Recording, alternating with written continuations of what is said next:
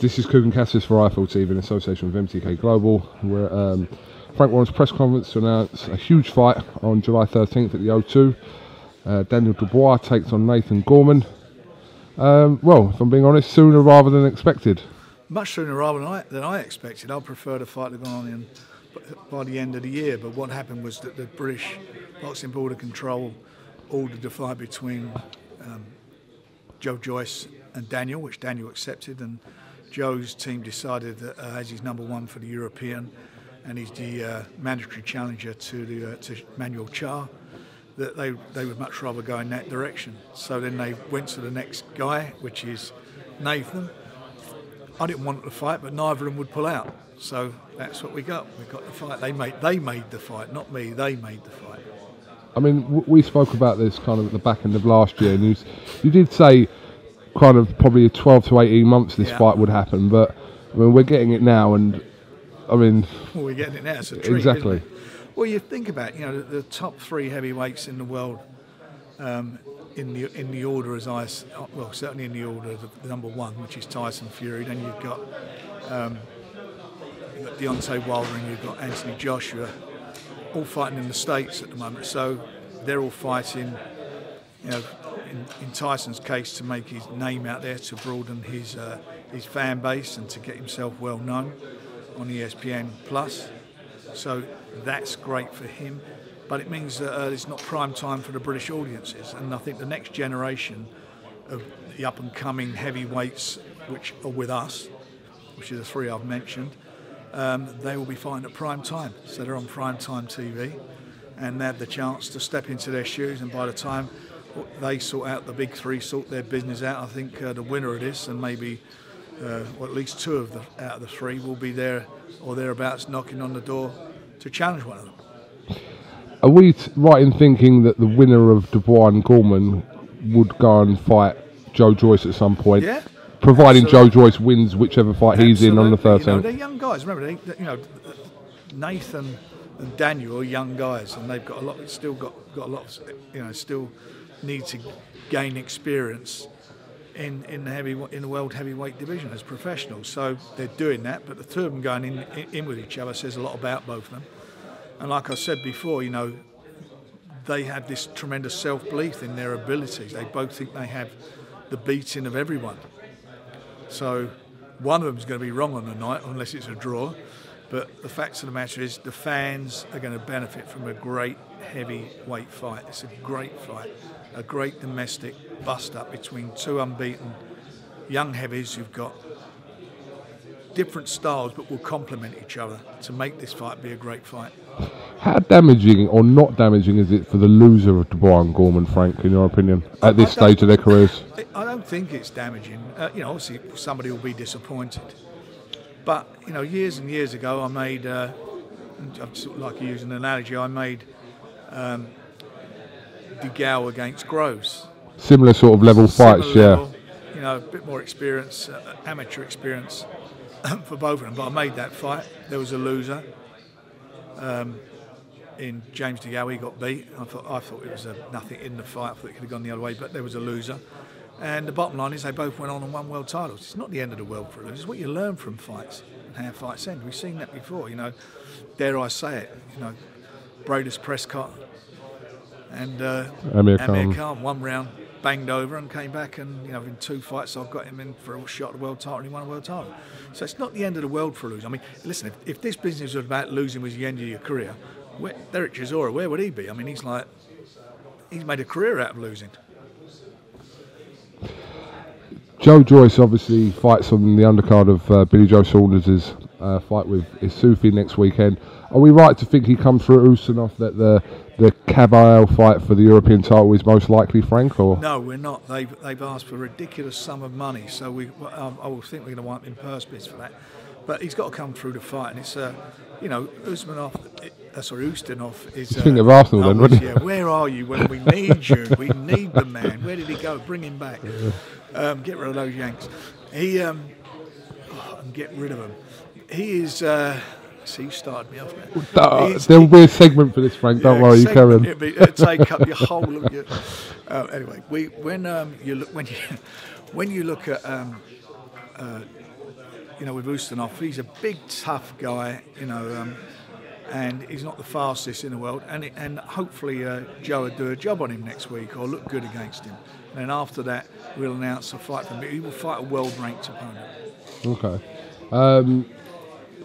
Could there feature any other heavyweight action on this card, Frank, as well? We're looking at a couple of other kids. It's going to be a good card. We're going to announce. I'm going to get the two heavyweight fights out of the way, and then we'll announce the undercard sometime next week.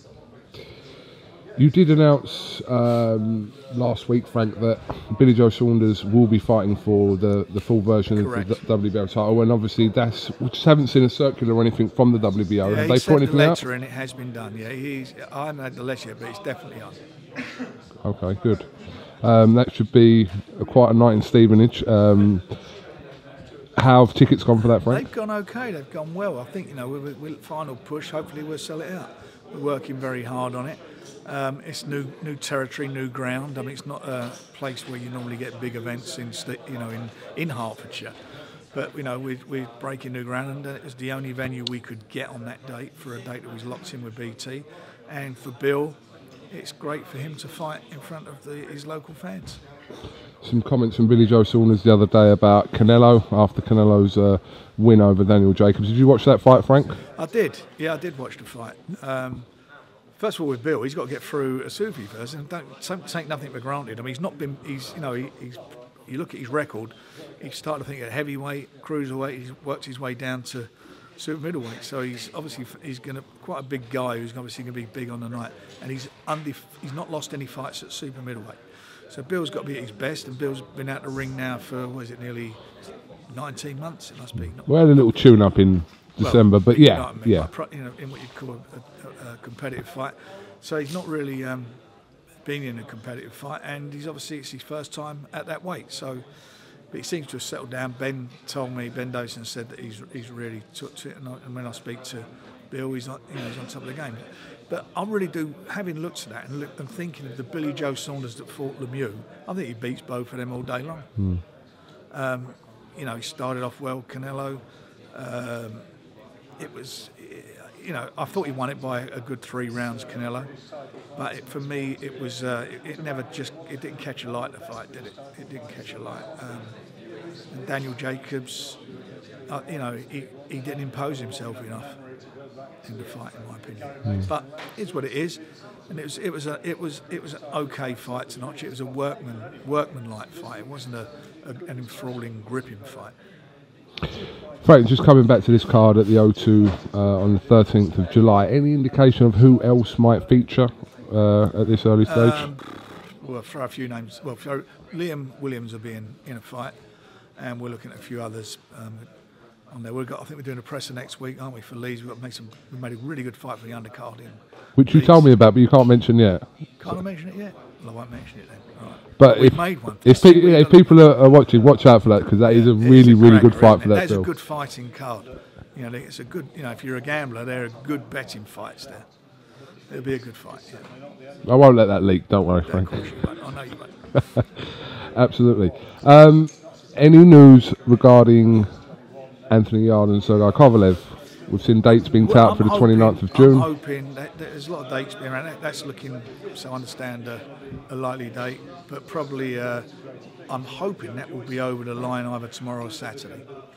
And obviously it's up then to the promoters who are putting the money up for them to make the press announcement, because it's their fight. But is that date kind of accurate around? It's one of the dates out there that have been mentioned, but that's up to them to confirm that. Okay. Right, I know the press conference is due to begin soon, so... You want to do an Arsenal bit quick? Want to rant? 1 point in 4 games. Was it the 3 defeats we had, those 3? They were the worst since 1967 run we've had, and it's been the worst run we've had since, I think it's 83. And that game at Brighton, the last few games, but certainly the game at Brighton was, I couldn't believe how poor they were. And then you look at those 2 fantastic games, Liverpool game and, dare I say it, the Spurs game. They showed plenty of balls and commitment and did it. That's what we've got to even though we're in the lead and we're going to Valencia tonight, we need to be doing that. And I don't know where they got it. What I've seen lately, where is that? Where is that lead? Where's the leadership, and where are those Gajonas, and where are they? It was incredible to watch that last night, even though obviously we're Arsenal fans, Frank, but you couldn't really kind of knock that last night. Good luck to them. I mean, listen, they're the old enemy, but good luck to them. And they made their own luck. They went out and done a job, and that's what if you like football, that can't be no better than that, can it? That's what it was. Probably the fantastic nights. The best ever Champions League kind of. We're not in it, so well, we should be in it, but we're not in it, and we're not even qualified for it at the moment, which is even worse. When we had a so-called easiest run-in out of all the teams, so we're not in it. But they deserve what they got. They went out and fought for it and done it in the other. They've done it in the other guys' backyard, Spurs, and Liverpool to do what they done was just amazing, wasn't it? Beating that team, beating Barcelona, who was coming in with a 3-0 lead. I mean, that was something special. It's just great, and it's all on BT, where you see the best football, and you see. That's why you're plugging it, because it's BT. And then you see the best boxings to come as well. Look at all these. These are real proper, great fights. None of them are pay-per-view. All for the subscribers, and they're full, strong cards. So that's what we're about. That's what we're about at Queensbury, and what we're about at BT, delivering the best. One more, Frank, quickly. June the 15th, you have Galahad and Warrington in Leeds. You've got Tyson Fury in Las Vegas. Where are you going to be? Well, I don't even know what I'm doing yet, because I had an operation on my back yesterday, so I'm recovering from that and seeing how that pans out. And then I'll know probably in 2 weeks when I see how my back settles down. Do you want to flip a coin now, Frank, to see where you're going? You can flip a coin me in 2 weeks' time. Yeah? No problem, because it's irrelevant me flicking it now. I don't know where I'm going to be going. So, until next week. I've got a coin in my pocket. You can bring that coin in 2 weeks' I'll time. flip it to see where Frank goes. You can flip it. You're not going to lose either way anyway, so. Well, it's not about losing every way. It's just unfortunate. We announced Josh's fight. We announced that date, and then the ESPN came in, was it about a month later, saying that they wanted to do the show on that date. So we are where we are. I'm guessing it kind of probably makes more sense for you to be in Leeds. Well, it's a world title fight, and it's a very important fight, as is Tyson's debut in the States. So whatever it is, it's just a shame. It's one of those situations, but we'll get it resolved and move on. I'm sure Top Rank and MTK will look after it. Tyson over there while you've got a big show here, Frank. I'm quite sure he can look after himself. Don't worry about that. Absolutely. All right, Frank. Well, like I said, we'll look forward to this press conference. I don't know how talkative these two are going to be today. I think, but Daniel's, he's pretty much of an introverted type of guy. He does his, he is what he is. And, Nathan comes out of his shell a bit. He seemed to come out of his shell in the promo, I've seen. But, when they're talking will be in the ring. On the 13th, which we're going to see a cracking fight. There's no doubt about it. It's got everything about it. Tells you you've got a good fight there.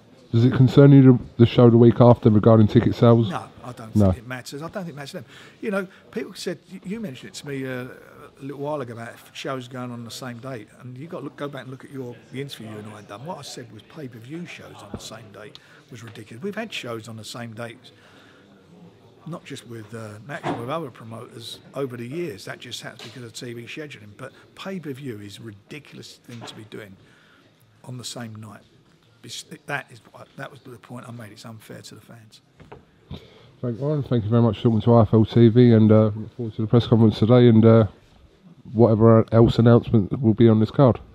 Good man. Thank you, Frank. Cheers. Come on, you Reds.